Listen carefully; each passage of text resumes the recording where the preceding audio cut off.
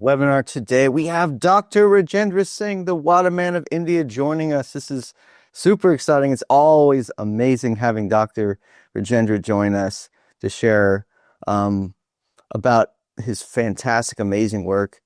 Interpratsan today, though, we're going over a journey that we're going to have in India coming. The trip is, in January of next year. So just a few months from now.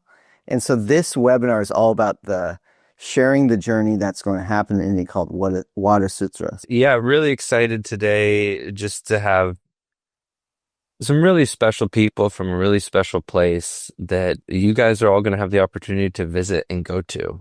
And so we want to paint the picture of what this trip is going to be like, what you can expect along the way, why we're taking so much time and energy to organize it in the first place.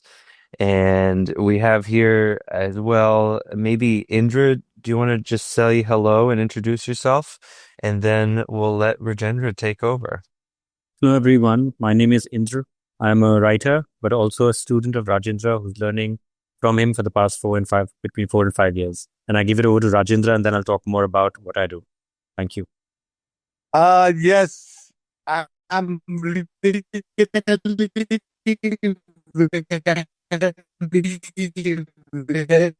much waiting this. All of you are coming, waiting for welcoming you in India, because this is a very important. We feel this is a opening of International Water University, and all of you is really a guest of mine and India, and Indra Sekhar looking everything to you. I just welcome first in Tarun Bharat Sangh, Tarun Ashram, Bhikampura. We spend some time and see what is the way we start the work for water conservation and water management and river rejuvenation and transformation of the pupil and nature and climate all. After that, we go to the Chambal. And Chambal, where the real violent economy before, now is the non-violent economy. Before, the bandido living with gun, more than 6,000 people now surrender the guns and they are doing agriculture. And after that, we go to Jaipur, where this Tarun Bharat Sangh starts. And Tarun Bharat Sangh, Jaipur to Jaisalmer. Jaisalmer is a great desert where no water before. The woman taking water, fetching water from 25 kilometers by camels or by donkey. But now the water is available there. So this whole work done by community driven decentralized water management. So I welcoming you to everyone, and I am full time with you. I show on the ground where this work is creating impact. And the logistic, all things looking by Indra Sekhar. So you can ask about the logistics from Indra Sekhar. So really, I am very happy and enjoying this first webinar for water. And a great team come from USA or from your water team. And that time, yes, we are starting a without wall and without boundary, beyond the boundary, water university. So that is a great time for us. I am welcoming you to everyone in India.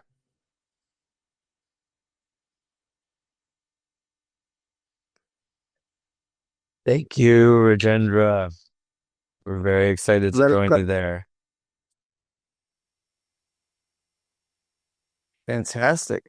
Well, why don't we turn it over to Indra? He's going to share more about the journey. We're going to have a little map pulled up here. Unless Zach, you have something to say about kind of the phases of where everybody's going to go, kind of what to expect. I'll give my perspective after Indra. Sounds good. So first of all, thank you guys for giving us the opportunity and being here on this webinar. It's what Rajendra and I, because the connection was not very good, I would like to fill in some of the things that he was really trying to say. And I think one of his key thing is that he wants to connect the cultures of our diverse worlds. And the connection point he wants to emphasize is going to be this water university, which is unlike any other physical university, but a university that is built on indigenous knowledge and where the teachings don't happen through textbooks, but actually you see and you learn. And he wants to really try this experiment with this, this actually passing down of ancient wisdom through a modern vehicle of the living university, and where there we've partnered with Water Stories, the team, their brilliant team, to kind of make this into a reality. So this is, first of all, not just any old trip, but this is something new that we are trying to merge the cultures, the civilizations, the ancient knowledge, and have a transference, if possible, in these 2 weeks. And that's going to be the real intention of this trip, and I must be very clear. And after that, I would say that this trip takes you through 4 different modalities. Of course, we will be traveling quite by car and maybe by train also, like through a minibus of kinds. And then at certain points, the train, where we want to show you the different phases of water development and water conservation, and how, we'll expose you to the desert, we'll expose you to areas which are like considered the national forest in India, and how they were really getting hugely degraded. And then also a unique belt in the Chambal, where these people who had no other option because of scarcity of water had to pick up arms and go against the state. So you have, these three different scenarios, one of the desert, one of the, a very badly kept national forest, and then also one of the city of Jaipur, and around it, how ancient societies, how our societies have preserved it, and how using our modern efforts, we can continue that great tradition and pass it on to people like yourself, who will, I'm sure, go back carrying that indigenous wisdom of our land with you back to your homes. So that being said, I hope that was clear enough to understand what Rajendra was really trying to elucidate. But let's now look at the map. So you have a physical geography of where we will be and the paths we will be touching. So we begin. And I would also urge most of you. There's Zach has shared the ticket page, which has the tentative itinerary already listed out, and of course it'll be to the T, and we are trying to do everything that's there. Only the times and other things we'll share upon a later time.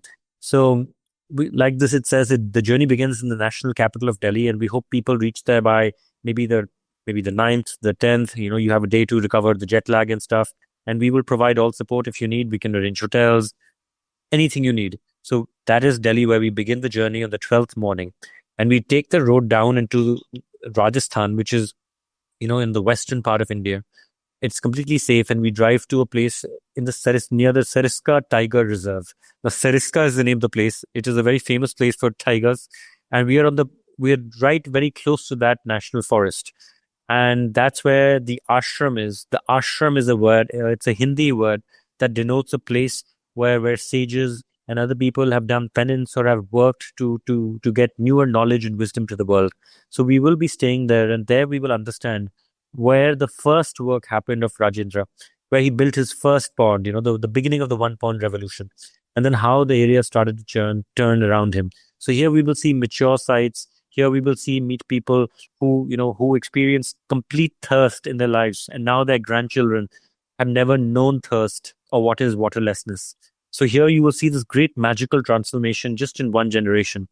And you will also visit some of the nature spots, some of the farmers' houses. You speak with the farmers now, what they did earlier, what they do now, how the entire area has changed. And there will be a breeze of fresh air to see in how so little people can do so much and bring about mini revolutions in their own right. Now, the next location is Karoli, where we will be staying. If the people who come will the royal family of Karoli, there were titular kings and nobility, and we will be staying in one of their houses for the people who come to Karoli. And from there, we will also then go visit these areas where the bandits, these bandidos, people because these were farmers who had no money, and that's why to beat their thirst and to fight the system and earn a living, they started to move towards criminality. Now, with Rajendra's work, about 6,000 of them surrendered and became happy farmers once water returned to their areas. So we will go in their houses, you will listen to their songs, you will see their house, you will taste their buttermilk or drink their milk to know that what does the taste of prosperity and peace like.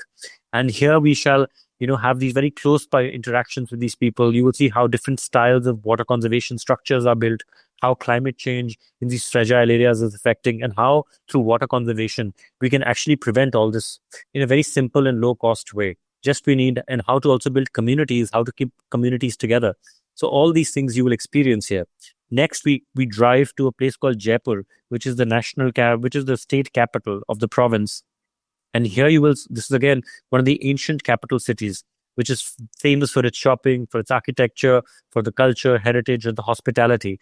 And here you will see that all the different projects we have done around the city, and this is again a different kind of conservation work that the people will get to witness, which is closer to the urban areas. Right now, you are in completely rural areas, one near the national forest, and when in a semi-rural and very rural area. Here we move to see an urban setting, and of course there will be some cultural delights, like we will make you experience some of the local culture, some of the songs, some of the food.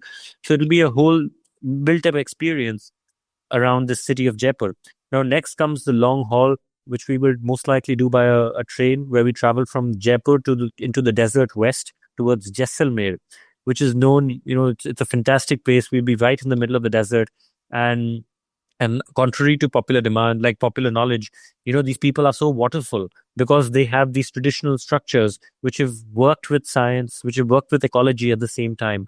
They're not about exploitation, but about giving back to nature, and how you will see that even with the bare minimum, these people have co-evolved such genius tech or agricultural technologies, water reservoir building technologies, that no climate change can ever affect them. And we shall discuss again important issues of climate change and the desert ecology. You will see different kinds of plants. You will see agricultural fields which don't need irrigation, it just grow in moisture. So you will see all these mini these innovations, which are the cultural and the biological heritage of these people. And there in these times, we would have seen 4 different spots, and exposing us to 4 different, very unique set of problems, and how the people in the communities got together and managed them using the same principle in action.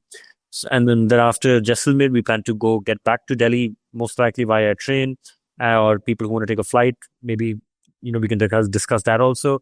So overall, it'll be a great trip, which will take you into the heart of Rajasthan, into one very important part of India. And you will see how the rivers are revived. You will see how the water is got back into the villages, and what is the taste of prosperity and peace. I think in a short time, 2 weeks is a very short time, but we shall try and do this, and also create, using your help and all of us together, maybe a module for even people who come after us and who can access this knowledge and save not just their surroundings, but go back to their villages, save their culture, and save their water and climate at the same time. I think, Zach, that is my brief intervention right now, and I hand it over to you back again. Amazing. Thank you so much. And Just to add a little bit from my perspective of what this trip is, why it's important. One of the things that Rajendra and I were discussing recently, this idea that has been introduced here, is this university without boundaries and without walls. An outdoor university in nature that knows no national boundaries, transnational boundaries, and that can spread this information to the places where it's most needed. And we see throughout Europe, throughout the Americas, throughout all these different areas, this loss of water and heat, and the heat expelling people, and then the friction of the refugees and immigrants creating hate. And it's kind of this mix of heat in these bioregions, leading to outfluxes of people, leading to all of this tension and lack of peace and prosperity in these regions. And so the idea here is really to create a university where we can teach everyone everywhere, communities as they're ready, as they're accepting of this, to start doing this type of work, rehydrate their landscapes, restore their local economies, their local cultures, their local communities, so that they can have a really prosperous future. And so this trip is the beginning of that university. It's the first touch point, the first thing of that university. And so it's a really special opportunity to be able to be part of this as it's taking place. And we're going to be going to areas that have had immense transformations where you can really feel the difference in the quality of life that people have, in the health of the landscape. And so it's really an eye-opening experience to get to see that for yourself and witness that for yourself. And then I'll say also just spending time personally with Rajendra is an amazing opportunity. You learn so much in such a short period of time. He has this wonderful Gandhian way of moving through the world that you can really glean a lot from. You know, the old monkey see, monkey do saying is really true. When you are around a presence like Rajendra, you can learn these things and you can start to activate them in your own life. And so that's really the point of, from my perspective, coming on this trip is you're going to just have a powerful influx of approach, of demeanor, of understanding, of technique and strategy, but also way of being that's going to really facilitate your future efforts when you go back home and start implementing these things for yourself in your own communities. So we'd love to hear from you guys what your questions about the trip are. Feel free to put them into the Q&A, put them into the chat, raise your hand to ask. There's, of course, we've tried to answer as many of the questions we can think of ahead of time with the ticket page, which I'll share here again. But really, we want to get down right to your guys' specific questions that you need to know to feel comfortable and understanding what you're signing up for by joining this trip. Also, I was going to say, in a few weeks now, we would love to get a map for you guys with like all, the pictures of where we're going to give you a nice preview of what the regions look like, what some of the projects look like, kind of so you know a bit what to expect along the journey. But regardless, it's going to be an adventure for anyone. So that's part of the reason why I'm so excited is this is an adventure that I don't know, most of us will probably never get again in our lives, and to see the perspective of people who have restored water in this totally different context, not just, oh, I built a pond on this farm, or we built this pond in the States. Like, no, this is how a community rallied to do this and restored rivers. This is going to be such a cool adventure to be a part of that. That's why I'm really looking forward to it. And it's one of the most hopeful things about this whole project, this whole region, is you see how people themselves can do it with no outside influx of governance or engineering or big finances coming in. None of that is actually necessary to creating a restored and revived habitat, to restoring the flow of our rivers. And this is stuff you're going to be able to experience firsthand. Looks like Sorry, go ahead, Raleigh. I was just saying, it looks like the first question is here from Lenita asking, will we get our hands dirty and actually do some of the work? So I'm going to take that. First of all, Anita, that's a very very important aspect of our trip. We want to also have parts, and of course, we would really like if all of you can lend a hand, but we will definitely have work action programs during the trip. So it's called, in a Gandhian way, it's called Shram Dan, which means the gift of labor.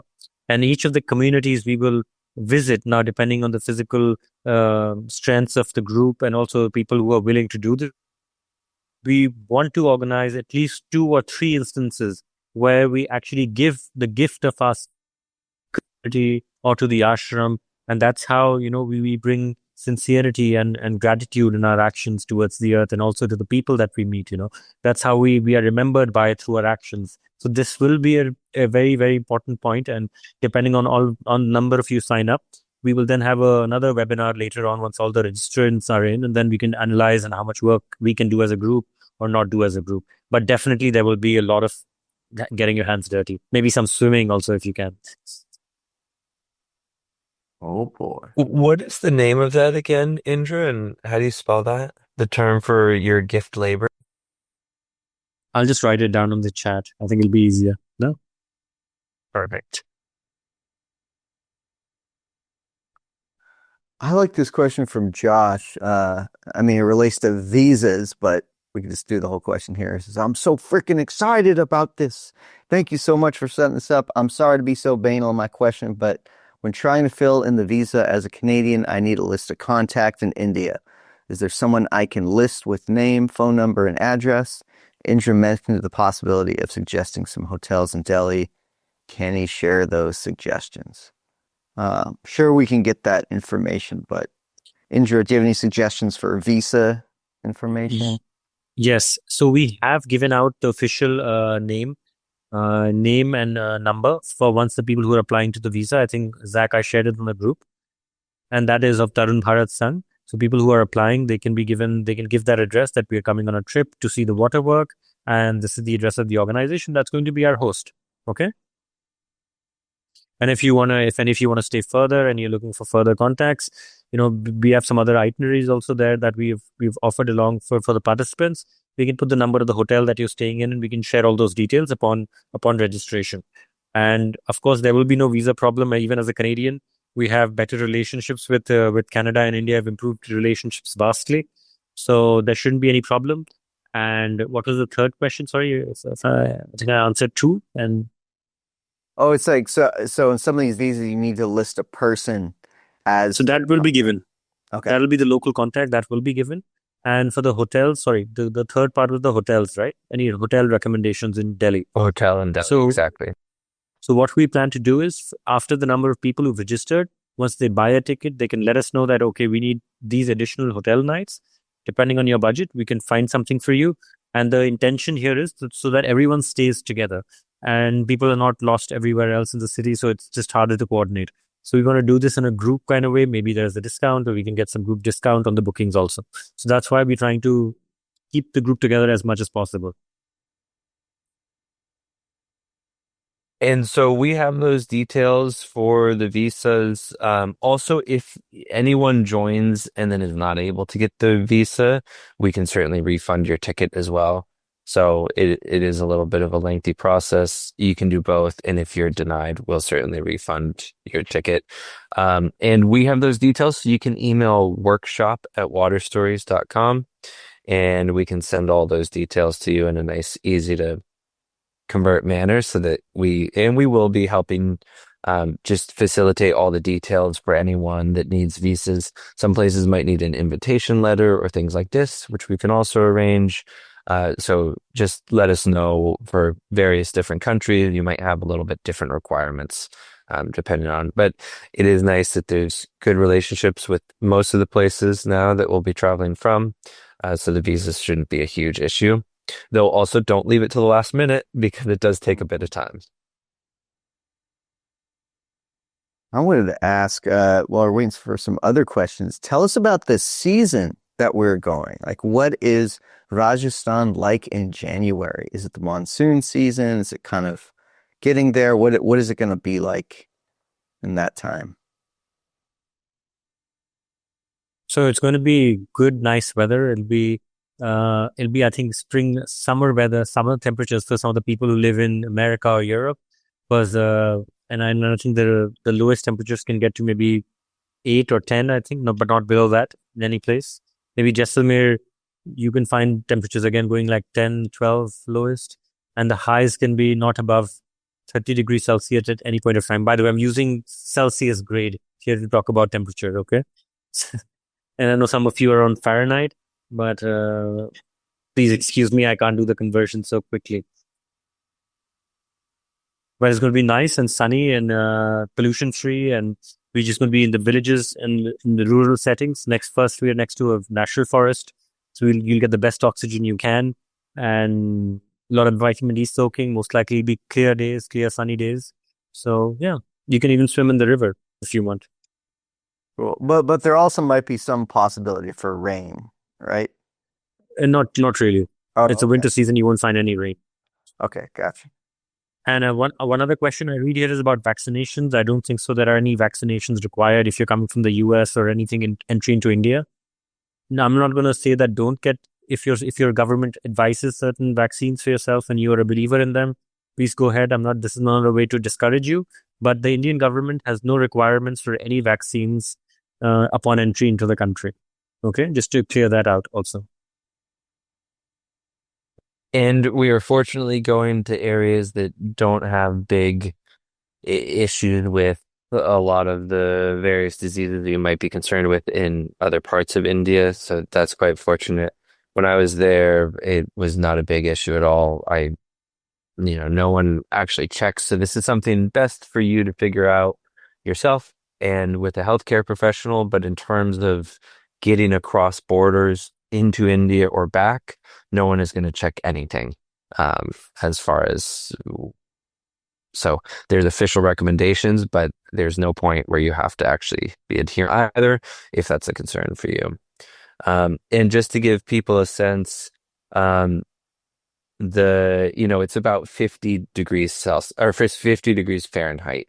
So pretty nice. It might get cool. Bring a little bit of warm clothes to be cool at night, especially up in the desert. It might get cool, but it's going to be really nice temperature wise. It's going to be 50s to 80s. Not too hot, not too cool. It's going to be a really nice, comfortable time of year, which is part of why we're going at that time of year.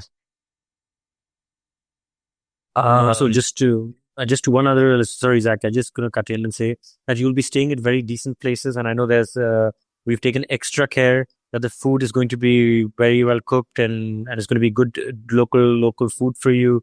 The stays are also going to be mostly very comfortable. Only in the ashram, we will basically live like in the norms of the ashram. But apart from that, every place else, you'll be well taken care of. There'll be both meals for vegetarians, for non-vegetarians. So food will not be an issue. And we're trying to keep you comfortable most of the way as much as we can. And we've taken an extra care in doing that for you guys, for the people who come. And that's a great segue into, there's a question about food that I saw here. Dan, very un-Gandhi, but do you think a ketogenic individual would have any chance of survival? And are you familiar with that diet, Indra? It's like a heavy fat, no carbs.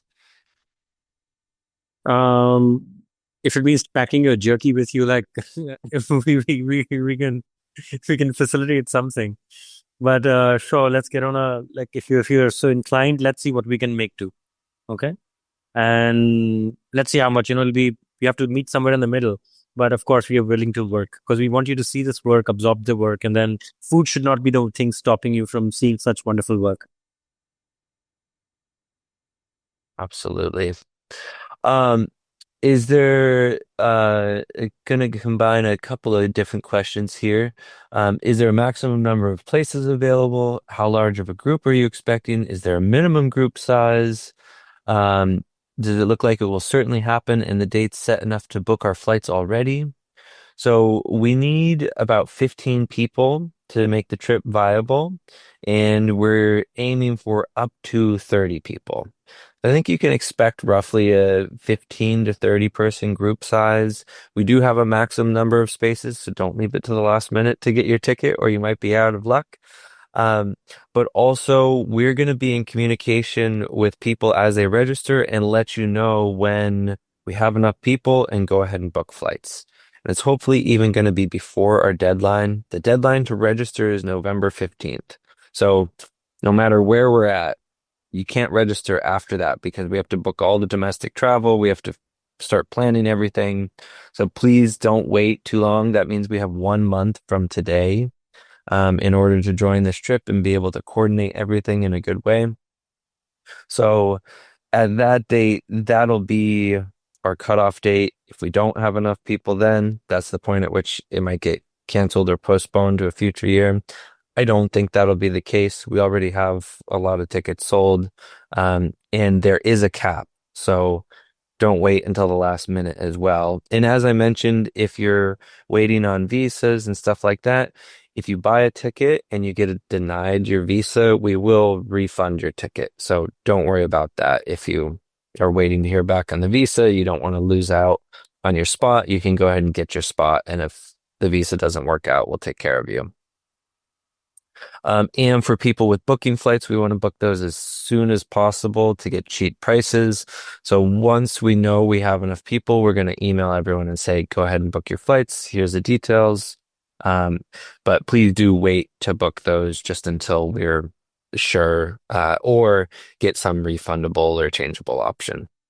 Also really important for I've organized some of these international trips. You can also get flight insurance that instead of sometimes getting a fully refundable flight, which is a bit more expensive, flight insurance should help you in case something is canceled. Like for example, if the event is canceled, flight insurance should cover the ticket cost if something happens to the event. But that's what I would recommend, that you always get flight insurance and trip insurance. Some good questions for you, Indra. I'm going to combine two here as well. Appropriate clothing for activities. And as a woman, do I need to be concerned about my American type clothing, or should I purchase some local clothing when I arrive to not look like a tourist? And I will add just real quick a pro tip from a friend who travels a lot, Andrew Millison. He said travel really light and buy clothes when you get there. It's really nice clothes for a really cheap price, and then people really appreciate that you're part of the culture. That was just his, personal travel advice. But Indra, what are your thoughts in these regards? See, and being on the funny side, do in Rome as Romans do. And I think that's the big good old wisdom from the ages. And of course, we deeply appreciate people coming and trying to be part of our culture. It's not about cultural appropriation or something, but it's about like actually giving respect that, you know what, I'm here and I want to experience your culture like you guys. Indians love that. And that's part of our hospitality. So of course, we will welcome you to come. And if you need some suggestions again in Delhi and other places to buy things, we'll be there to help you out. But Western clothes are also not, you will see that many Indians also now wear Western clothes and everyone's wearing a pant or a jeans or something. So please don't anyways feel that disheartened or think that, oh, I have to change my clothing. No, there's no pressure. Both clothing are welcomed. What I would only request is that we will be visiting, very traditional societies in very rural settings. And whatever you do and however you act may impact these people on a very deep level, because they are very sensitive. For them, it's a big event that, people from abroad are coming to see their village and see their work. So we just have to be a little mindful that we respect their culture and their norms also, so that we become a good example for their children that, look, people from America came and we learned so much from them, or that maybe they, the women talk to some of the other women who are part of our group and they learn something. So so we must always keep that humility and keep that dignity in mind, that we would respect ourselves and also respect the person whose house we are visiting. That'll be my only kind of guiding principle, and rest everyone's wise enough. And, we know how to act and how to be decent at all times. And we're going to give a really good orientation for folks, both a bit remotely, even before the trip, and then also once we've arrived there, so that you guys are well acquainted with the cultural norms and taboos. Like, for example, showing the underside of your foot to someone is very disrespectful. If you don't know about it, you might not think anything much of it, but these little kinds of things will also help orient you guys to as you're landing so that we can have a really good, fulfilling, and enriching experience for both ourselves and the places that we're going to visit and impacting. Question here about lodging, or humidity during this time period, differences in lodging, will separate lodging distance the groups? Indra, do you want to speak to our lodging? Yeah. So first of all, we'll all be staying together at all times. And so there will be no problem of groups being different from each other. We've managed to put it like this. If you're, for example, you can be with your friends, you can even change it in places like Jaipur. We'll be staying in comfortable hotels. In Karoli, we will be staying with the royal family of Karoli. So that again, everything will be quite taken care of. We'll have all the amenities, electricity, Wi-Fi, good food. So everything will be there. And the power supply, I hear there's a question on that. We are on the international system, so I think it's 110, not the American 230, 50 hertz. India is on 110 volts, and we can send that once the people who register, we can share the universal charger and other things that they would need to bring along here. I also see the question about the CPAC machine. We will have electricity at most places, so that again is not a problem. If you can carry the cylinder and the machine, you will find ample electricity at most places. And Zach, you also have the photo of the hotel, right? You also have the photos of the Karoli place, right? And then another folder I'll share about some of the places we stay in Jaipur. So people who register will have access to it. They can see the place and be rest assured that you will be royally given the royal treatment. Also, And go ahead, Zach. Oh, I've stayed there before. It's very nice. We don't want we want to exceed expectations, if anything. So we've set the expectations that it's rustic accommodations, but the ashram will be quite rustic and an authentic ashram experience. And aside from that, it's really going to be quite comfortable. Don't expect the Ritz-Carlton, but you're going to have your basic needs met and you're going to get a good night's sleep.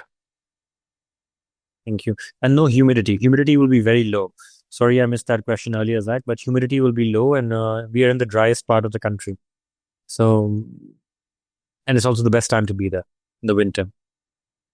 And someone was asking about needing to sleep with a CPAP machine, which requires electricity near the bed. Is that a possibility? Or some of these places that are more rusting, might they have electricity near? No, we can arrange for that. And only in the ashram, we would have to see if there's no electrical cuts and stuff, but we will work that out. But apart from that, in all other places, they will have access to electricity. We will be taking most likely an overnight train, and maybe if that individual does not want to take the overnight train, we can arrange a flight, and then you can go via a flight, so it'll save them time and won't be a problem also. I had a question about so I imagine when you're staying in a hotel, there's probably good Wi-Fi. But when we're going to somewhere in these very rural regions, how would people stay connected to communication? Are there SIM cards that can cover, like eSIMs that people can get that covers that area? So of course there are eSIMs that people can enroll onto, but if you need actual physical SIMs, we can even arrange that. You'll require your passport, a photocopy of your passport, and a photograph, and along with that, of course, cash or something, how much ever you want to buy, and we can arrange all that in when you land in India. I can just get a list of all the people on an Excel sheet that would require these things, local resources like SIM cards, some other local things that you need. We can arrange all that and provide it to the group. And if you want, we can carry maybe a common internet modem or something which everyone can hook onto wherever we travel. So that's also a possibility. Cool. All right. See one about air pollution. Yep, go for it. So sensitive. See, Delhi could be a little bit of a problem. But again, if you check into a premier hotel like a 5-star or something, which we can help again book for you or get you there, they have air filters all the time, and you will be free of pollution. Apart from that, all the other areas, it's completely, you'll be in nature. There will be hardly any smoke. In the train, you'll be in an air conditioned cabin. So again, no smoke. When we are traveling, we're again in a kind of an air conditioned bubble. So again, no smoke inside there. And yeah, I think that's it'll be the least exposure to air pollution, except in the city of Delhi. Awesome. Um, a question here. The trip is super excited. The trip is a dream come true. When will we be able to pay for the trip? You can pay for the trip now. The ticket page is live. I'm gonna share that in the chat here again. And so, yeah, you can join the trip now, anytime up until we sell out or until November 15th.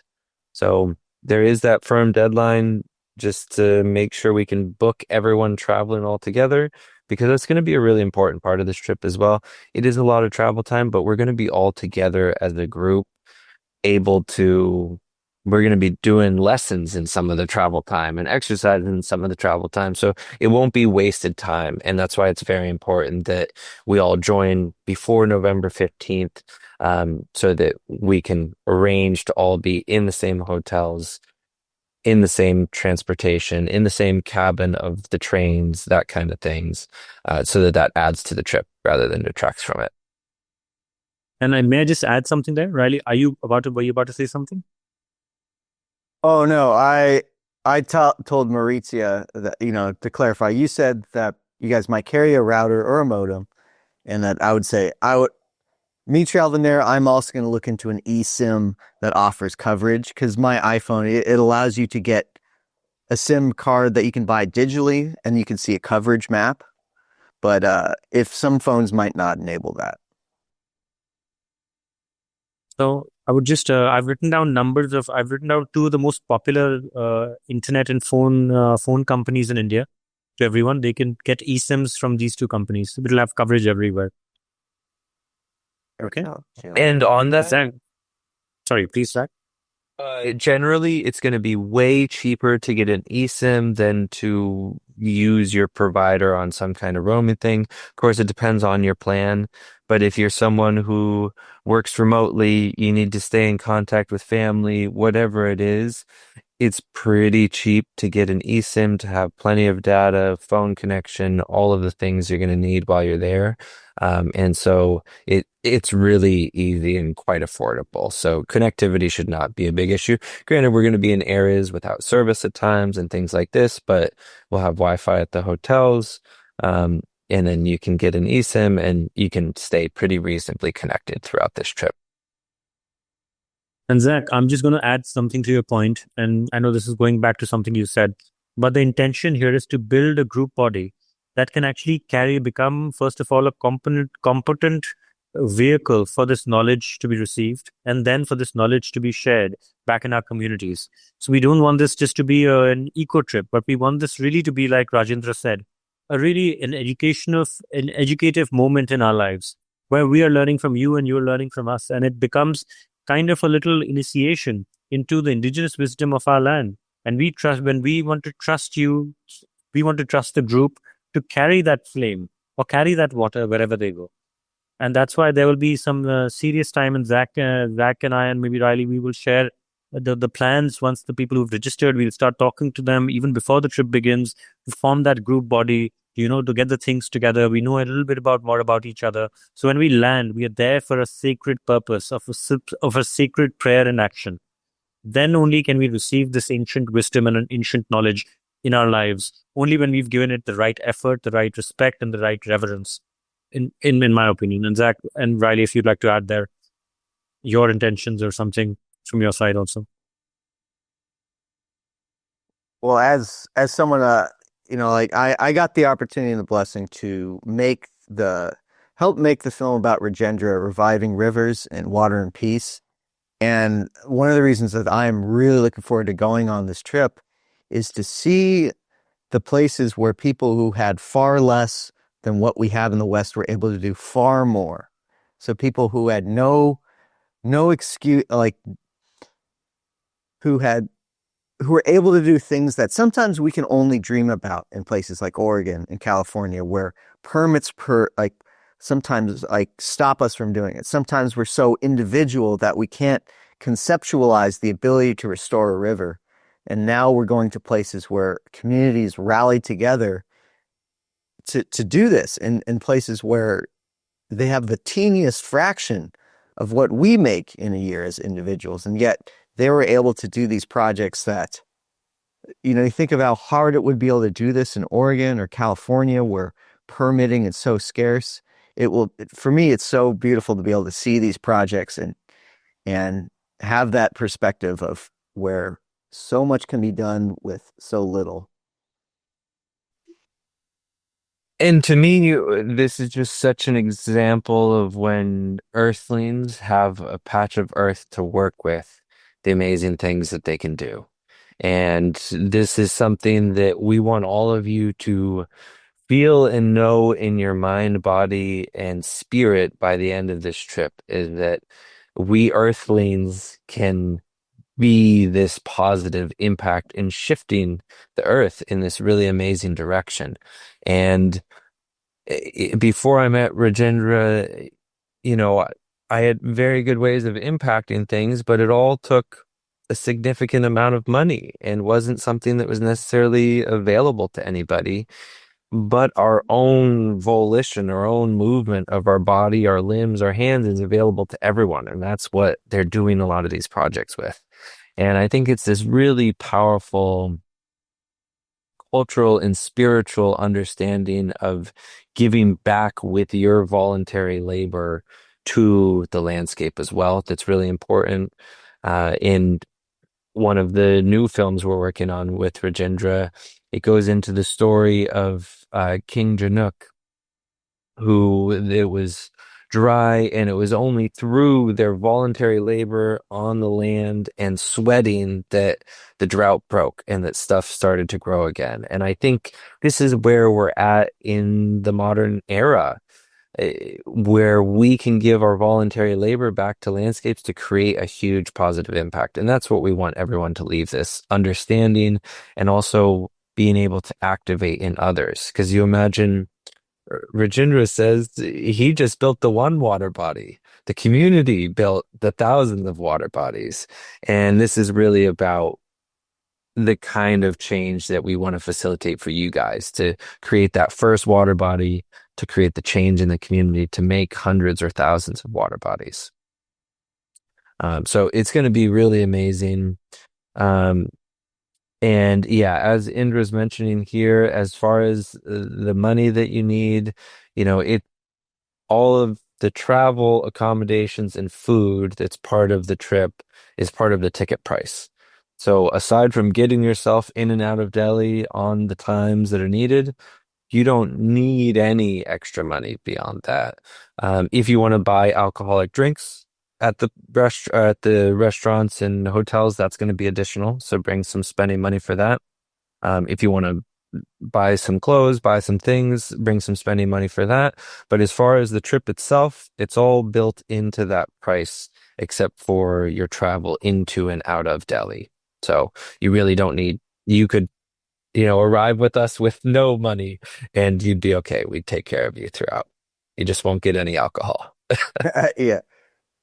Yeah, personally, I like that, because we got to chat with Andrew Milson and his wife Shalise about their adventures across India for their film trips. And I really like the advice. I'm going to show up, pack light, try to get as much local clothing as I can, because amazing clothing there. But yeah, I'm mostly looking forward to just being with the group. I'm sure like the sites, the cities will have amazing things to see, but the real star of the show is going to be what we're going to see together. In the experience we're going to all have together, learning and growing with each other. I can tell you, when I get to spend 3 to 5 days with Rajendra, it's really amazing. We're going to have 2 weeks with him all together with a group of amazing people. It's going to be a really special experience. What kind of luggage type do you recommend, Indra? Backpacks, suitcases? Does it matter? Of course, pack light is a good idea. So wherever you can get a duffel bag, like I usually travel with the duffel because then I can just put on the things that I would like, I can take back home to my country. But it's up to everybody. And if you cannot carry the duffel bag, maybe you need some support, you have conditions, then please carry something that you can roll on, and carry and pick yourself. If you want to get a rucksack, well, good enough. But always for a place like India, which has very cheap shopping and amazing shopping, I say go with the duffel bag because you can fill a lot of things in. And that'd be my suggestion. And make it waterproof or like anything, so you don't have any other problem. Also, it's quite indestructible. And then people were asking to show the map again and how many stops that we're making. And so we primarily have 4 different stops along this trip. The ashram, Tarun Bharat Sangh, then into Kairoli. Whoops. Oh no. How do I do? Yeah, then into Kairoli, then into Jaipur, and then into Jaisalmer. And that one's a mistake. But there should be one more here in Jaipur. That's all correct, right, Indra? Anything you want to add or change there? You're muted. It's all good. Like I think that's the route we will be taking. We'll just take the train. We've not depending on the number of people, we try and get the train or the flight tickets, or those are the last minute details. But the places are fine. Yeah, and for the people who are really interested, they can just zoom in on the geography and see how different terrains and landscapes these places also are. I also have a question. So for folks who, they go on this journey and they still might want to see more of India, more of Rajasthan, who would they talk to about potentially getting someone to help extend their trip and do tours afterwards? Would you think they would reach out to you? Who would be a great resource? So Riley, we are just to first of all thank you. That's a very important thing because if you've traveled so far, might as well see the other side also. So we would deeply encourage that. It's a long flight in and out. Might as well take good use of it. So we have, I think, 4 itineraries for you guys. One is the Ayurvedic detox, which will be a complete detox for maybe for 7 or 10 days, depending on what kind of ailment you have, whether it's just a simple detoxification or you have some ailment that is being arranged. Then a trip into Varanasi and Prayagraj or Allahabad, where the water festival is happening. And these are again 2 spiritual cities that one can witness after the trip. There's also the Taj Mahal, there's Rajasthan. So I think Zach's just shared the list here. So we can arrange all this for you from our side. But if you're looking for any other specific itineraries, if you want to go to Goa or do something else in India, you can definitely contact us and we'll be happy to provide an itinerary for you and get all the bookings and things done. So that is something that's also possible, far and beyond the itinerary that's shared by Zach right now. Wow, those all look really, really, really amazing. Taj Mahal, Nature Sanctuary, Maghi Mela Festival. I'm having a hard time saying that word, but the Love Temple sounds fantastic. Wow, those sound really cool. And flying in and out of Delhi, yes, Roberto, Yes. The trip is starting in Delhi altogether, returning to Delhi altogether, and then that is where you can go on to any of these other additional trips. We do ask everyone needs to be there by January 11th, and even better to arrive earlier, get over jet lag. You want to get the most out of this experience. So like Indra mentioned, we can help coordinate a hotel if you want to land 5 days early and explore Delhi, or 2 days or whatever, but you need to be there by the 11th and ideally rested and adapted to the local time zone because we'll be starting early morning on the 12th altogether. Yeah, if I have to coordinate, I would try to get there at least a day early to de-hangover myself from the flight. Oh no! Hey, Josh saying he just bought his ticket. Welcome, Josh. It's going to be awesome to see you in India in January. Fantastic. Yeah, thank you, Josh. Thank you. All right. See you. Awesome.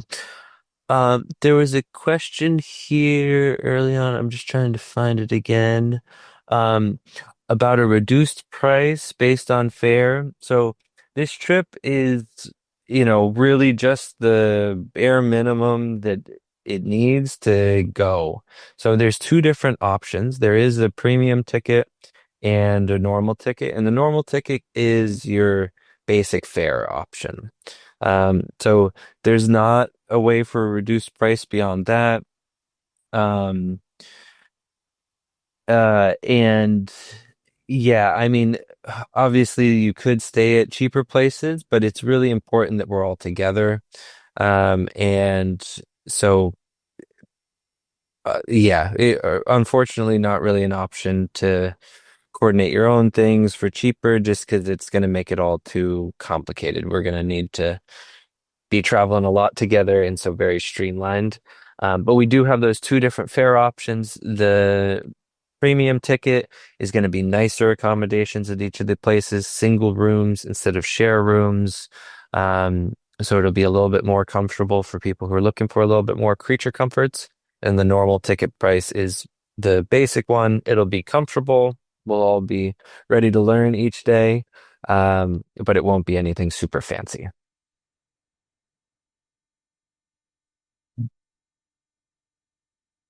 Fantastic.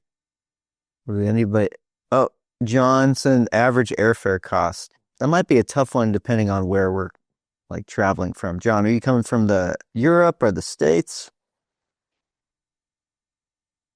Yeah, that's going to range a lot, even depending on the city. North Carolina, I mean, maybe $1,000 to $2,000 round trip, depending on when you book it and what North Carolina airport you're flying out of. Yeah. You can maybe sometimes get certain things for cheaper, but it's going to depend a lot on the airport you're leaving from.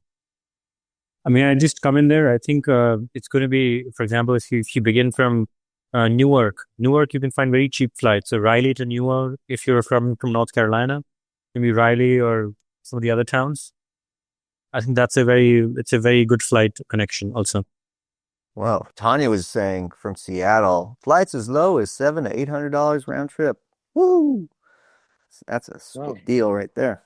And sometimes it's worth it to travel to a bigger airport, especially for these kind of big trips. If you're out of like Newark, Seattle, certain airports that have good connections with these places, you can get really cheap flights sometimes. But then if you're going, like Parisita is saying here, 1,400 round trip from Cancun, Mexico. That's probably with another couple of connections. So you could probably say between 700 and 1,400 if you're traveling from somewhere in North America. But getting the tickets early, I think that's the trick, guys. Everybody, we've been through this quite a few many times. Getting an early ticket, I think it's really key to getting that good rate. Because this is happening when the tourist season starts to decline, wean off in India. That's why you'll have many such opportunities. That's why we chose these states which were after the holiday season. Awesome. And I'm seeing a strong Asheville contingent. We got Daniel, John, and I know Tim is already joining from Asheville. So there will be a lot of you guys coming from North Carolina potentially. Oh, yeah. And Apollo's going to be there. So, yeah, let's be there. And Apollo too. Absolutely. The Asheville crew. Very cool. Hey, Tim said he bought his ticket. Fantastic, Tim. It'll be great to see you there.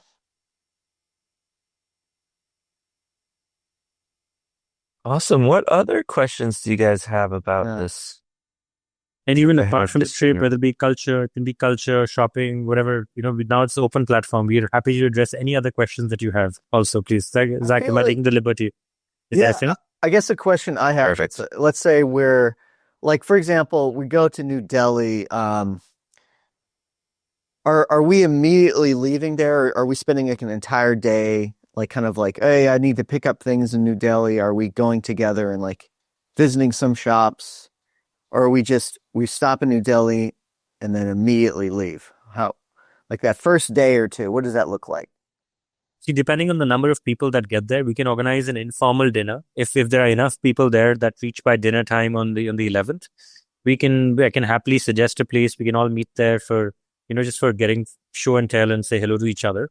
Because we don't want you guys getting the Delhi belly also, right? So we will ensure that everything is done properly and we go to a nice place and start our journey in a good spirit. And then if people come later or they come on the 10th, we can even have informal groups. Maybe meet for just a casual cocktail hour or something, one of the places, just to know each other. And then if you need suggestions, we can even organize that. But the trip begins 12 o'clock.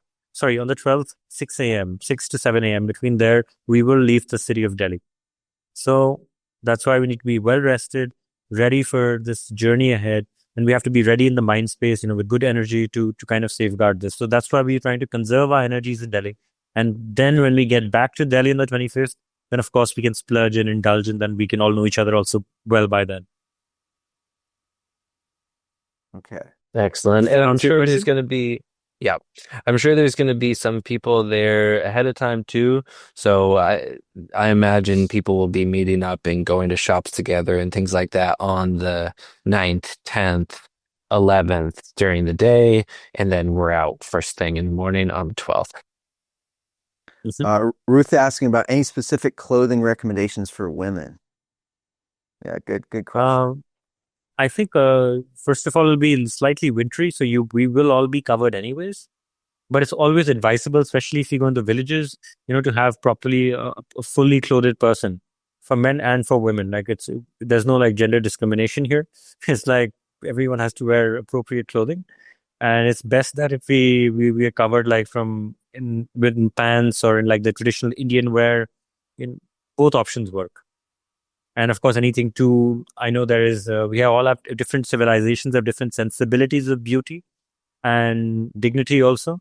And in our part of the world, if people are covered and they're I think it increases their beauty and their elegance walking about in society. So I can only request you all to respect our sensibilities and dignity also, senses of our dignity and beauty. I know Shalise said as soon as she got there, she got a sari, some of the local, definitely getting the local clothing for her was a recommendation. Shalise's Andrew Millison's wife had traveled with them for, months across India when they were filming their videos. Oh, Bastien. Go ahead, Zach. You were going to say something. Well, just from one extreme to the other, Indra, could you, more to the bodily needs side of things, could you explain a bit the local customs around the bathroom, i.e. squat toilets, regular Western toilets, toilet paper, bidets? How can people expect to go to number 2? Okay. So usually in India, we prefer to use water to wash ourselves and clean ourselves. Okay. So all Indian places, like all the stays in the 3 locations, in the desert, Jaisalmer, in Jaipur and Karauli, you'll have water, you'll have toilet paper, you'll have bidets. So all those things will be covered.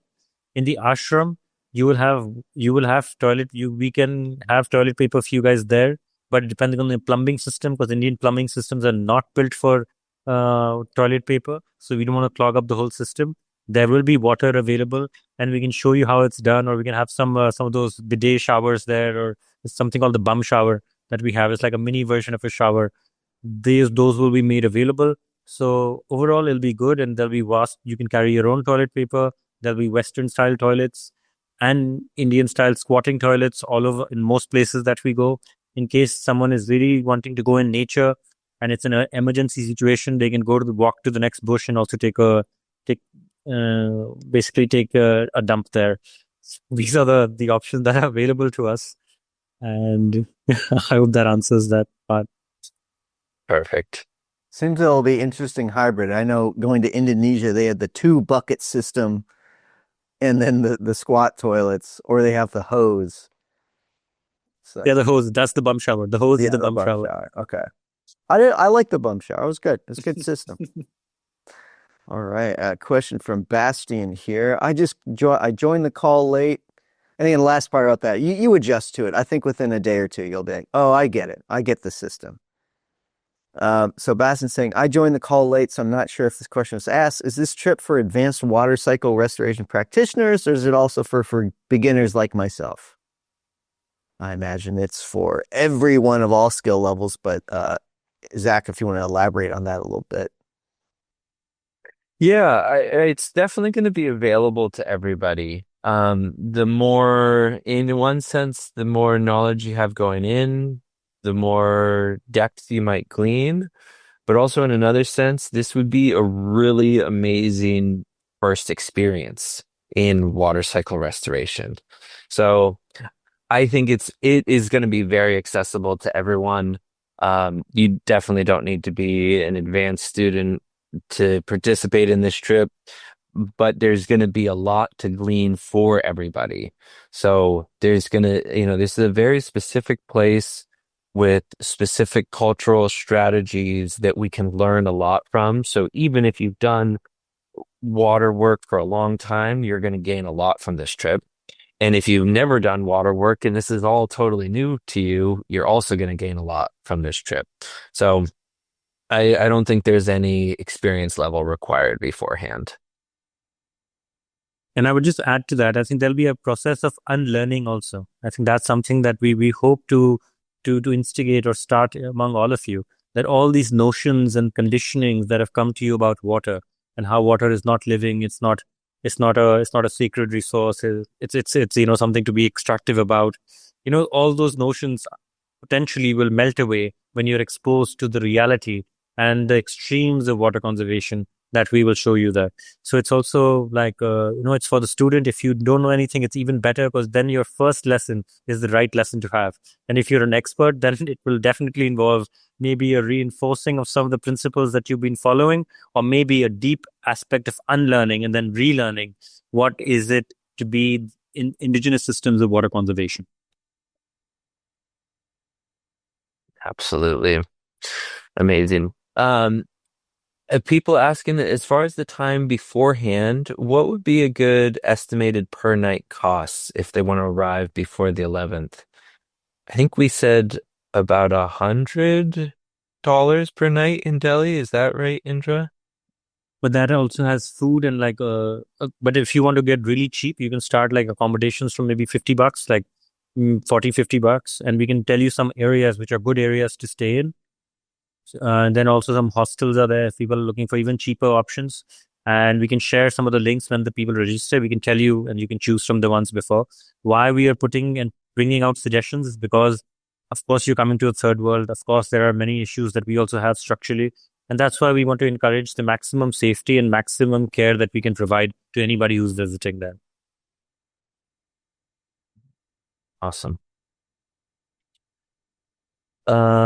Would there be hands-on opportunities during or after the trip, perhaps a village ashram stay where one could volunteer? And so certainly during the trip, but do you want to speak more directly to that, Indra? Sure.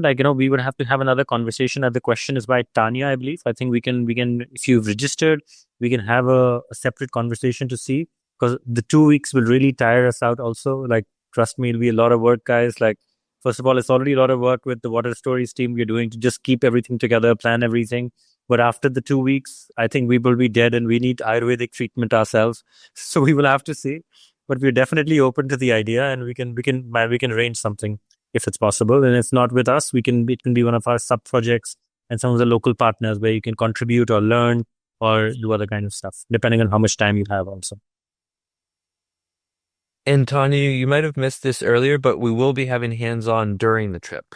2, maybe 3 different spots where we will do volunteer labor with the communities where we're visiting. So there'll definitely be hands-on opportunities during the trip. After is more of a question mark. How can I imagine the learning experience? Is it mainly presentations and demos, or is hands-on work? Indra, do you want me to speak to that? Yeah. Do you want to speak to that? I'll begin, and then maybe if I miss out something, you can add. So Perfect. We will have, and first of all, my accent is okay, and speak of the speed of the speech. Okay. Yeah, very good. So the thing is that, first of all, we will have a mixture. We understand that the body learns through many ways. One is the mental quota of learning, one is the experiential quota of learning, and one is the integration quota of learning, you see. So we will try and bring all the 3 aspects towards you. We will use different mediums like film. We will use presentations. We will also have lectures. We will have community speak. where the people of the community will speak with you. We will have in their houses next to their water reservoirs, we will have like exercises through which you will have to observe what did you see, why is the water like this. So we'll have these mini exercises which will give you the theory, which will then allow you enough space to also try and integrate that knowledge in your life. And the knowledge will come to you not just from books or from it'll come to you from real people, from real water warriors, and of course Rajendra Singh, who's the waterman of India and who's transformed millions of lives. So it's just an honor to be with such a person of repute and a modern day sage, if you may say, from India. Awesome. And yeah, it's going to be really dynamic. I'm really excited because we're going to be uh, touching things from various different points, both the hands-on practice, in conversation, in presentation, in collaboration with communities. It's going to be a really nice mix of everything, which I think is going to make it a really enriching learning experience. Are we hoping to make this an annual event? Are you planning to offer this training later on? I wouldn't expect it. I'm sure we will do something in the future, but I think this exact kind of thing, it might be a one-on-one. And certainly as far as launching this borderless, wall-less university, this will be the one and only time that it's really all of these things together. So there may be some future things down the road at some point, but I think definitely don't plan on this being an annual event. And it may or may not happen again at some point in the future, but if it does, it would certainly be different. So I would say if you can make this one, definitely do that because that's the safest, that's the best. Everything else is unknown, and we're not planning on making this an annual event by any means. Adventures. Every adventure is unique, and this is definitely a very unique adventure. All right. Well, it seems, Tim question. I'm flying from Bangalore. I had already booked a trip to visit a good friend there, and then the watershed was announced and happened to fit with our existing trip. Perfect timing. Is there a domestic airline you could recommend from Bangalore to Delhi? I'll just write it down. Yeah. I'm sure there's a way to get there. Awesome. We'll wait for India to respond to that one. Okay, Visitor, Air India, or Indigo. Well, I feel like that got to a lot of the good questions here. Zach or Indra, is there anything we like to add, or should we just be a good point to end this webinar? And of course, letting people know, if you haven't yet, check out, let's repost the link to that ticket, Taylor. Why don't we even share that on screen real quick, just so people can get an overview of where they need to click to buy. Let's go there. I could share the screen here. Yeah, so Ticket Taylor, if you're really ready to take that final step, click buy tickets. And we're going to update this page with the map and maybe a bit more pictures of some of the stops. So we'll get this updated the next week or two. Yeah, with the stops and pictures, but people already hopping in here, getting their tickets, and we're going to announce flights down the line. And also shout out to Megan for putting this together and also helping organize this and doing such an epic, amazing job. Cool. All right, folks. Awesome. I will just say, so excited for this trip. I used to do some similar kind of trips in Austria with SEP and bringing people from all around the world there. And I'll say, in addition to the places that we go that are transformational, the people that have done those projects that have an amazing impact on the people, the other people on the trip is also an incredible learning experience. And I remember every one of these, it was just the highlight of the year, every year, amazing people, an amazing time together, this kind of tribe forms, and you develop these deep, meaningful relationships with people. And this is going to be such an amazing opportunity for those kind of connections to form between you all. And it's why we're so excited to be putting this trip together. Absolutely. Yeah, there's going to be some really good bonds formed on this trip. I mean, I met Zach at a SEP workshop all the way back in 2015, and here we are 10 years later. And I hope we get to start this wonderful collaboration here. Yeah, but for all the folks in Water Stories, the folks at Tanum San, it's going to be really awesome. All right. Any final thoughts to share, Indra, Rajendra, Yes, Raleigh? yes. I'm uh, very happy because you and your team is thinking for common better future. And I think this is the way when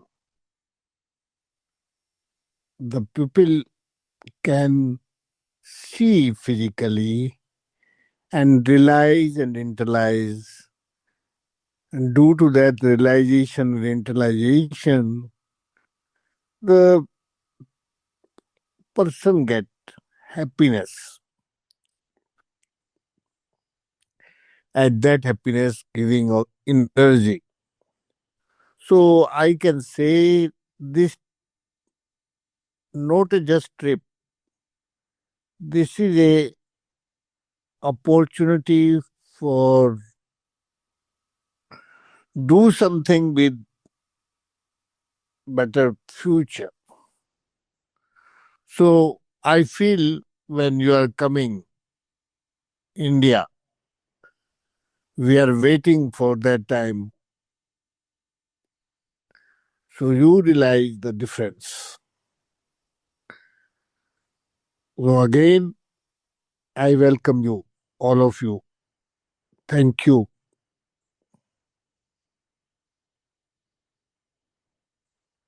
I'm really looking forward to meeting you, Rajendra, in person. I cannot wait.